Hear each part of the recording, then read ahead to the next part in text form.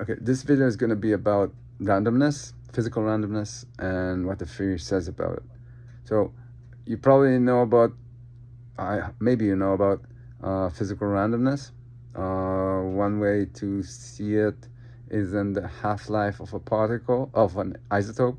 Like, even though there is a specific, very constant rate at which a mass of a specific radioactive isotope will decompose, each specific particle is like the time when it will decompose is random. You have the same with exact location of a particle at a specific moment. The equations show that it should be random. That there is no way to predict it. Some have tried to argue that there are hidden variables that affect physical randomness. That's not really randomness. It's just epistemic randomness, that you don't know the parameters. Some try to prove that try to reduce it to quantum entanglement. I'm not really familiar with all the physics behind this, but generally speaking, at the moment, physical randomness simply exists. Now, in the theory, it's more complex than that. Like, to understand physical randomness, as the way in the reality that the theory describes, segmented aspects, in my book, Multidimensional, you need first to understand this thing called the blind gap. Now, what is the blind gap? I mentioned it in previous videos. I will repeat it. Like, take I gave the video game analogy or metaphor of reality, as if like the reality you perceive, the three-dimensional physical space, is basically what you see in a computer game, the game world in which you play. And even though you can play in that game world, you never see the code. You never see if there are features, let's say key combinations that will activate some kind of a feature of the game. There is nothing that will tell you it exists. So there is this portion that you are blind to. It's part of the game. Like, you won't have a video game without like a 3D engine, right? A physics engine. You won't have it. And you won't have, and if there is some kind of a setting that controls your level, your speed at which you up level, whatever, and there's a way to change that, it's part of the game, and you can't take it out. It's part of the code. Just don't know about it. So, still, the fact that you don't know about it, you can sometimes deduce it by seeing that it's always the same, always does the same thing. So these are the laws of nature, basically. It's an analogy for the laws of nature. The things that are common to everyone's games. Everyone play the same, according to the same rules. They see the same thing happening, and therefore they can together study those rules and come up with science. So that's the public blind gap. That's from the point of view of experience, of perception, that's the public blind gap. But as the name suggests, just like there's public, there's private. A private blind gap is a portion of the game that is tailored to you, or not tailored. It's just like, it's unique to your computer, to your instance of the game. It doesn't, if no one else has it, it still controls the game, but it's simply unique to your body.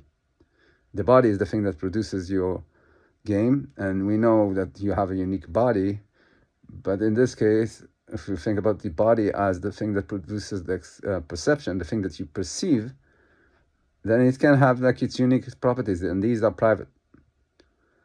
And this is the private blind gap. Now, how does that work with physical randomness? So when you see a probability that always affects randomness, like for example in the half-life of a particle, the fact it's a half-life, like the mass of particles will always decompose in half the time that is the half-life. Like half of it would decompose at the time of the half-life, and so that's the law of nature.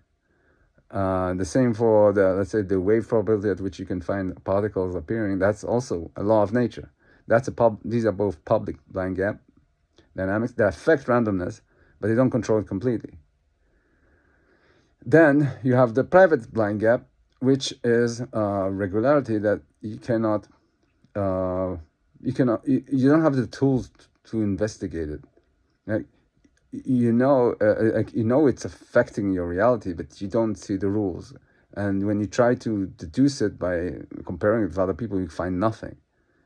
But it's still there. Now, the thing is, this can be a part, if in the game analogy, this can be a part of the CPU. It's still not part of the game. You have very little chance of understanding how it works, but there are laws there. Some people, in some ways, you can say that it's similar to the hidden variables, but the thing is, it's not hidden to the reality. It's not local to the reality that you perceive, that the common objective reality. It's local to you. It's the perceiver. So each one has its own local rules, local private blind gap. So that causes an epistemic randomness. Like, you just don't know, even though there's regularity to it, you just don't know it. So that pushes randomness in. And then the problem is that when you're interacting with other people or with other metadimensionals, with other experiential agents, then each will push their own private blind gap on you and cause reconciliation. And that would cause an additional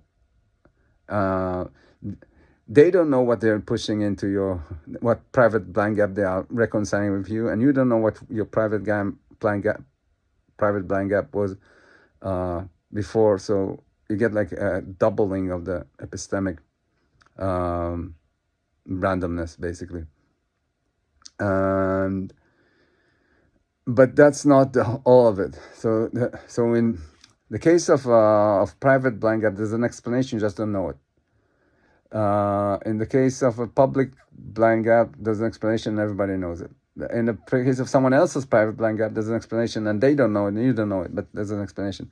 But there is also one more source of randomness, and that's what I call metatemporal evolution. It's the switch. It's the downstream of your ability to make choices and change your body, not according to the laws of nature, but according to what you want, according to will, according to experience. And whenever you make a change, make a decision, you're changing everything. You're changing the public blind gap, the private blind gap. There's at the end there's going to be a reconciliation, but you just don't have anything left of the reality you perceive. Like, you switch to a different game. Nothing is left from the game. You switch between computers when you make a choice. You switch between computers, and the computer will generate a reality that's completely coherent, but it has nothing to do with, or might have very little to do, or might have enough little to do with the reality from which you arrived. So the epistemic randomness is now intractable because it doesn't, the thing that produces no longer exists. That's metatemporal evolution, I call it. It's the progression between what seems like timelines, but actually it's just shifting of bodies. That's all part of the field. So in effect, you have like four elements affecting randomness. You have the public blind gap, the laws of nature. That's not random, but they are curbing randomness. You have your private blind gap. That is another driver, one driver of randomness. You have everyone else's private blind gap that drives randomness. And then you have metatemporal that drives yet another cause for randomness. So people that talk about like hidden variables, there won't be hidden variables, not according to the theory, because you have always the metatemporal thing that just messes every model that you may have had and replaces it with a new one.